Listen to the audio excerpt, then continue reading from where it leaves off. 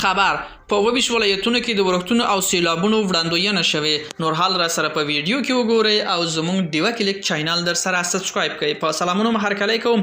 د شنبې د هود په 14مه د افغانستان هوا پیژندنې ادارې په 22 ولایتونو کې د واورې او بارانونو سیلابونو وړاندوینه کړې.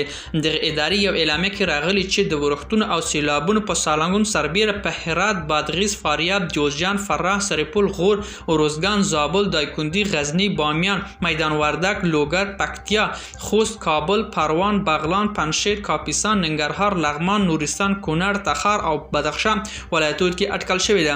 د هوا پیژندنې اداره وړاندې کړې چې په مختلفو سیمو کې د کیندونکو ورښتونو سطح فرق لري. سرچینې ویلي چې په یو شمېر ولایتونو کې له 15 څخه تر 10 سانتي مترو پورې بارانونه او په ځینو سیمو کې به واوره وي. د طالبانو چارواکي دغه ورښتونو او سیلابونو پر وړاندې کومې تدابیر خبره نه ده کړې. د حکومت څخه څه موده مخکې طبیعي پیښو پر وړاندې چمتووالی یو کمیسه رامنځته کړه چې مشري یې د طالبانو رئیس الوزرا اقتصادي لومړي مرستیال عبدالغني برادر کوله.